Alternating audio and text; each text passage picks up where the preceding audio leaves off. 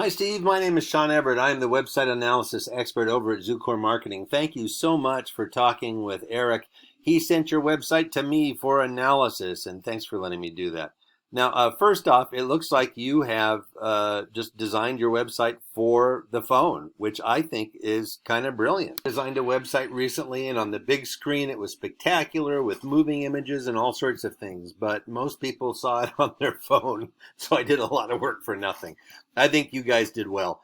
But, that's up to you guys. I'm not really going to comment on that because, other than my personal preference, because, aesthetics are not really what I'm here for. What I'm here about is whether or not the site is performing for you, and whether it is made for phones or whether it's made for desktops doesn't really interest me. What interests me is once somebody gets here, they think, oh, well, this is a professional site, and they definitely will think that seeing your site. But your site is underperforming. So I am going to show you why and how, and I'm going to show you how to correct it. First thing I do when I analyze a site is I go to this tool right here. It's called Ahrefs, and I put your URL in there, Image Roof, and it shows me the metrics of your site, how it has been performing over the last couple of months. Then the next thing I do is I go and do a regular old Google search, in this case for Mesa, Arizona roofers. And in order to understand why I did that, I need to tell you that Google is responsible for about 96% of the traffic on the internet. And that means 96% of your visitors are going to come through Google. Now, knowing how Google operates, which most people do not, is not in your advantage, because not knowing means you won't be able to take advantage of the benefits that Google can offer your company and your website. Now, I don't work for Google, and neither does Eric. So what I'm going to show you is how to deal with Google. Now, the first thing I'm going to show you is that these folks up here are paid. That's what they call it, Google. They call it sponsored. And that's not a bad policy to, it doesn't work for everybody, but it is something you could do.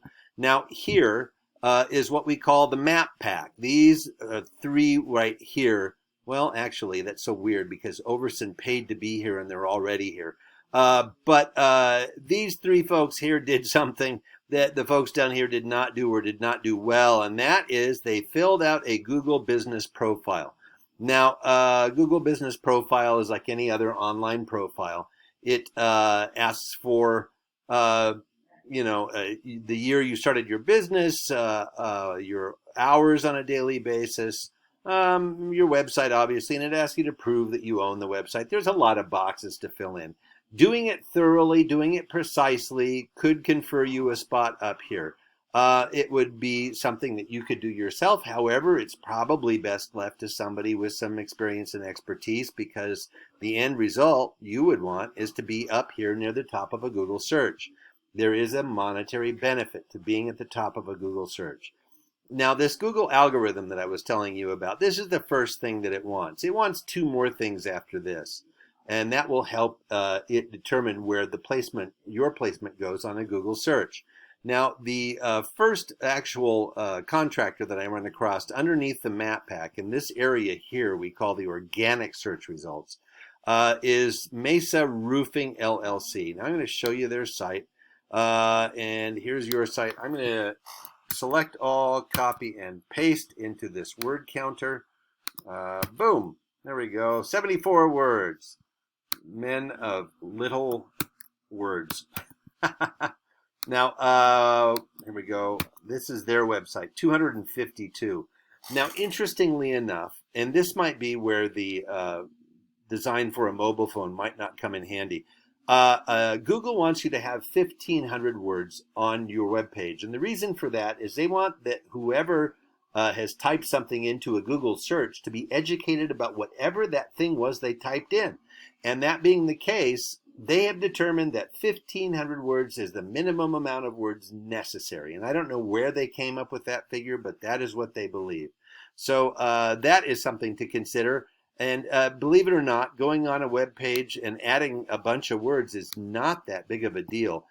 In your particular arrangement, it might be, but other than that, having something for the desktop, maybe that is exactly why you have a design for a desktop, so you can fit all those words on it, because your mobile site doesn't have to match your desktop site. Now, I will tell you that all words are not equal either, and this is what I'm going to show you next. You have 18 keywords on your site. Those are words that Google expects you to have on your site. Those are words that come from your industry, from your website and your competitors' websites. It also comes from your community and Google searches that happen to bring up your website and your competitors' websites. Now, you have 18 and your Google competitor has 64, and that is a little bit of catch up to do, but not much, actually. I'm going to show you what their keywords are.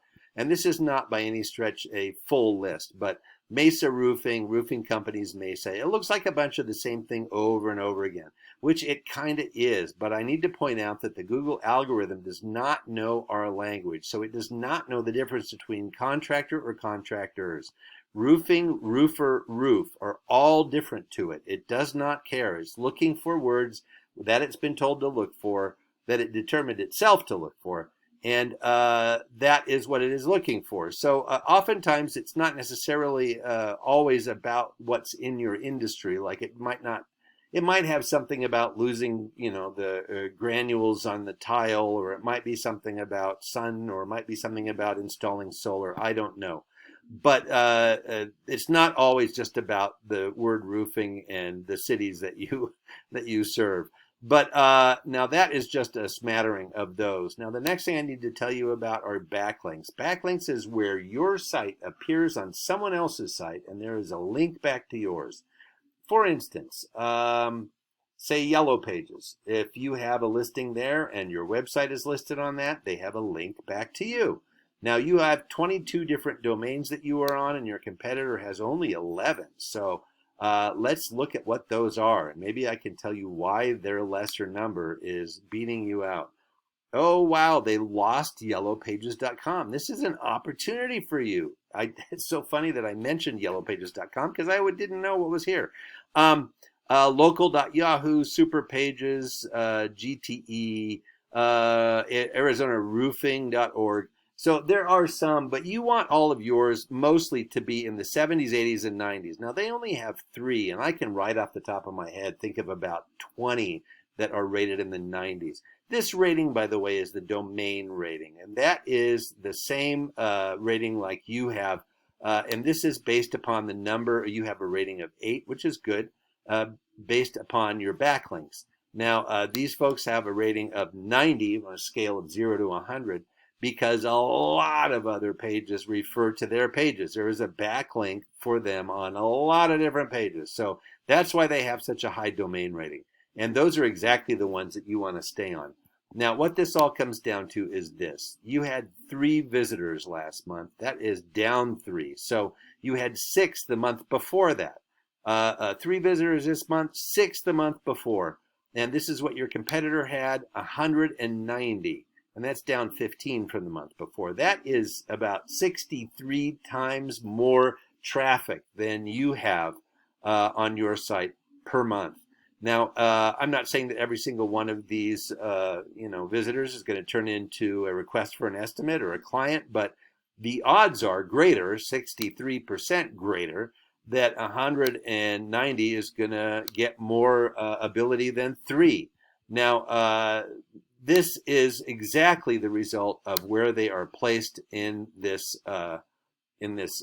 Google search. So that is something to take note of. Now I'm also going to do something else. I'm going to scroll down and see if I can find you guys. I hope you're not too far down, because what I want you to do kind of is think about your own Google habits. How far down do you scroll before you figure to yourself, you know what, I probably have what I need from here on up. I can stop scrolling. I'll go back up instead. I still have not found your site. Would you have scrolled this far looking for a roofer? I mean, you're a roofer, so maybe you know that you should have scrolled this far, but people who are not roofers might not know that. And I do not see your site yet. So That's a shame because you have spent some money on a site and people should be seeing it. And well, if you want to spend your time on roofs rather than digging around in the belly of your website and figuring out whether you should have a mobile or a desktop site, then by all means, please give Eric a call. He would be happy to guide you through the next steps. Hey, Steve, thank you so much for watching. Have a great rest of your day.